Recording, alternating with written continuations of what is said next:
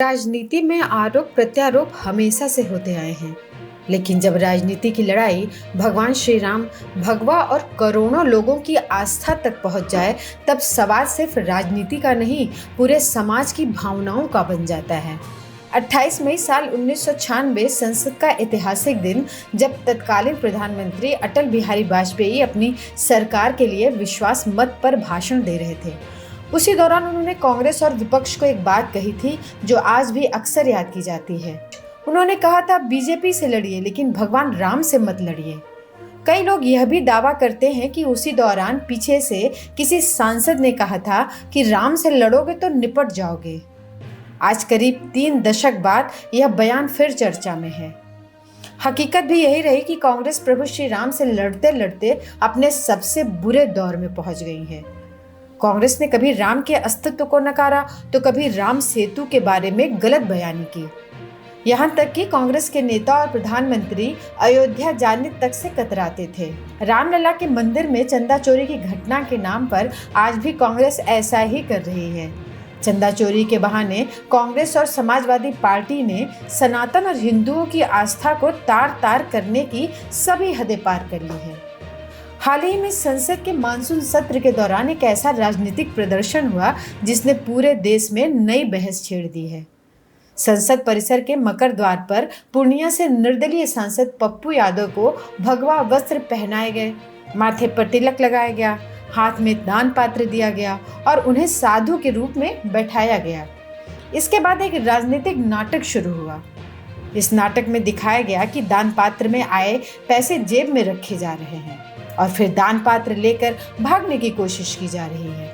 इस प्रदर्शन में कांग्रेस नेता राहुल गांधी, समाजवादी पार्टी की सांसद डिंपल यादव, फैजाबाद से सांसद अवधेश प्रसाद और इंडिया गठबंधन के कई अन्य सांसद और नेता मौजूद थे। वीडियो में राहुल गांधी दान देने का अभिनय करते दिखाई दिए, जबकि अन्य विपक्षी नेता इस पूरे प्रदर्शन का हिस्सा बने। इसके बाद समाजवादी पार्टी के अध्यक्ष अखिलेश यादव ने भी सोशल मीडिया प्लेटफॉर्म में एक्स पर इस प्रदर्शन का समर्थन करते हुए पोस्ट किया, जिसके बाद विवाद और गहरा गया। विपक्ष का कहना है कि यह प्रदर्शन अयोध्या के श्री राम जन्मभूमि मंदिर में कथित दान और चढ़ावे की गड़बड़ी के विरोध में था। लेकिन सवाल यहीं से शुरू होता है, अगर किसी मंदिर में आर्थिक अनियमितता हुई है तो क्या उसकी निष्पक्ष जांच नहीं होनी चाहिए? बिल्कुल होनी चाहिए। अगर कोई दोषी है, चाहे वह कितना भी बड़ा क्यों न हो, उसे कानून के अनुसार सजा मिलनी ही चाहिए। लेकिन क्या जांच की मांग करने के लिए पूरे साधु समाज, भगवा वस्त्र और सनातन परंपरा को कटघरे में खड़ा करना सही है? यही सवाल आज देश भर के संत और करोड़ों श्रद्धालु उठा रहे हैं। अयोध्या के मुख्य अर्चक, अखिल भारतीय अखाड़ा परिषद और काशी अयोध्या के कई संतों ने कहा है कि यदि दान पात्र या मंदिर प्रबंधन में कोई गड़बड़ी हुई है तो उसकी निष्पक्ष जांच हो। लेकिन किसी एक घटना के आधार पर पूरे संत समाज को बदनाम करना स्वीकार नहीं किया जा सकता। इस प्रदर्शन पर लोकसभा अध्यक्ष ओम बिरला ने भी कड़ी नाराजगी जताई। उन्होंने साफ कहा कि संसद देश के महत्वपूर्ण मुद्दों पर चर्चा करने का स्थान है, इस तरह के वेश बदलकर प्रदर्शन करने का नहीं। वैसे देखा जाए तो लोकतंत्र में विरोध करने के कई संवैधानिक तरीके मौजूद हैं, लेकिन संसद जैसे सर्वोच्च लोकतांत्रिक मंच पर भगवा वस्त्र पहनाकर साधु की छवि को चोर के रूप में दिखाना करोड़ों लोगों की भावनाओं को ठेस पहुंचा सकता है। और यह पहली बार भी नहीं है कि जब सनातन धर्म को लेकर विवाद खड़ा हुआ हो। भगवा आतंकवाद जैसा भ्रामक शब्द गढ़ने से लेकर स्वामी प्रसाद मौर्य द्वारा श्री रामचरितमानस की चौपाइयों पर विवादित टिप्पणियां करने और उसकी प्रतियों को जलाने तक का घटनाक्रम देश ने देखा है।